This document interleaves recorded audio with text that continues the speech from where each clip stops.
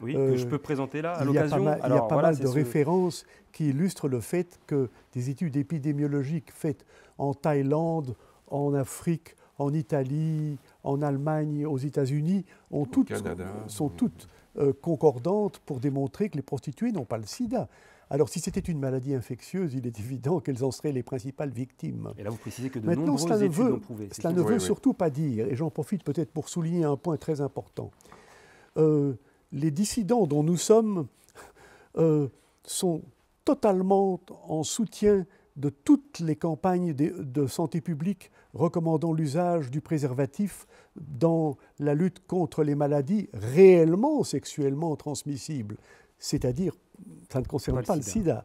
Mais il est évident que nous nous abstenons totalement d'émettre la moindre remarque négative sur ces recommandations de santé publique qui portent sur les maladies donc réellement sexuellement transmissibles et qui est, au point de vue santé publique, une recommandation extrêmement importante. D'ailleurs, pour prouver l'inexistence de ce virus, un homme, le docteur Wilner, en direct sur une chaîne espagnole, s'est inoculé du sang d'un hémophile sidéen. Que vous inspire cet acte? J'ose pas vous demander si vous seriez capable de le faire, enfin si vous le feriez vous-même, mais... On me l'a proposé une fois et j'ai répondu que non, parce que je n'accepte pas que quelque chose rentre dans mon corps d'une manière impromptue. D'accord. Mais qu'en revanche, j'étais prêt à faire l'amour avec des séropositives autant de fois qu'il le faudra.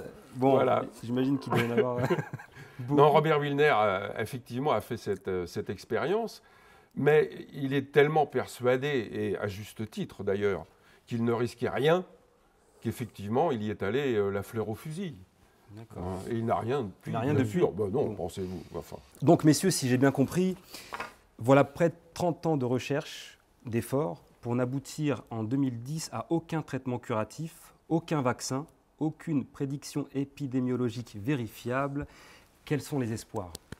Alors, écoutez, du côté vaccin, je voudrais souligner ces trois points que vous venez de faire avec une grande précision pour indiquer que, étant donné cette évidence-là, il est grand temps d'avoir le courage de se demander si l'hypothèse de départ était exacte ou fausse. Et je crois qu'il est urgentissime de réaliser que l'hypothèse de départ était fondamentalement fausse. Très bien. Vous n'êtes pas les seuls à le dire. Je crois que vous êtes président d'un groupe international. J'ai été président jusqu'en 2008. Mon terme était de 3 ans. D'accord. J'ai été président entre 2005 et 2008 du groupe Rethinking AIDS, qui est essentiellement basé en Californie. Très bien. Qui regroupe de nombreux scientifiques. Tous ceux qui sont intéressés par le programme d'aujourd'hui et qui connaissent bien l'anglais devraient ne pas manquer d'ouvrir sur Internet le site de ce groupe dont j'ai été président. Et ce site est donc www.rethinkingaids.com.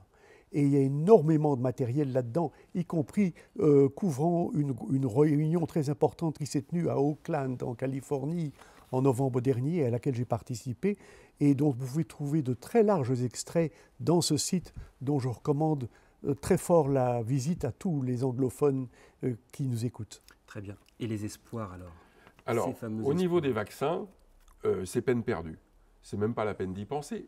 Et pour une raison bien simple.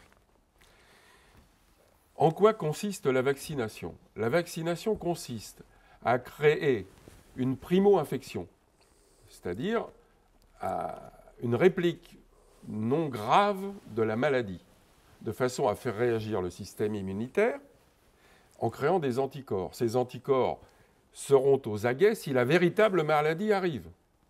Voilà le principe de la vaccination. Mais là, comme il n'y a pas de virus... C'est pas ça, c'est que les gens qui sont... À partir du moment où vous faites une vaccination, vous devenez séropositif. Oui. Donc c'est le serpent qui se mord la queue. Ça nous paraît très simple quand vous nous l'expliquez, pourtant nous on voit des millions de dollars dépensés dans la recherche, c'est inquiétant. C'est pour vous quelque chose qui est... Écoutez, on voit des millions de dollars parce que c'est quand même, il ne faut pas l'oublier, c'est quand même une grosse industrie, tout ça. Hein.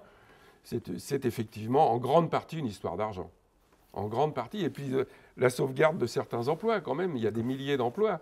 Donc, comme il y a déjà assez de chômage comme ça, Justement, je crois que c'est le professeur Gallo qui a lancé le test. C'est lui qui l'a créé, ce test? Ah, le jour même Le jour même, de l'annonce par Margaret Eclair et Gallo de la découverte du prétendu virus, le soir même, il a déposé le brevet. Il est devenu archi-milliardaire grâce à ça, il ne faut pas l'oublier. D'accord, très bien. Ok. Messieurs, merci. Nous avons été très honorés de votre venue. Votre courage, votre persévérance et votre intégrité scientifique sont très appréciés ici au bureau de la dissidence.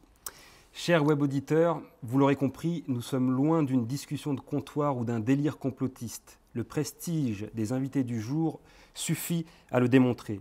De nombreuses questions restent en suspens. Des millions de malades sont dans l'attente de vraies solutions. On compte sur vous et sur la mobilisation de tous pour sensibiliser les autorités compétentes à réévaluer les origines du sida. Le débat continue sur le forum du site internet de l'émission. Vous pouvez nous faire parvenir vos avis les plus dissidents et les sujets que vous souhaitez voir abordés ici au bureau de la dissidence. Vous êtes les programmateurs de l'émission. C'était No Name TV, l'émission qui ne porte pas de nom.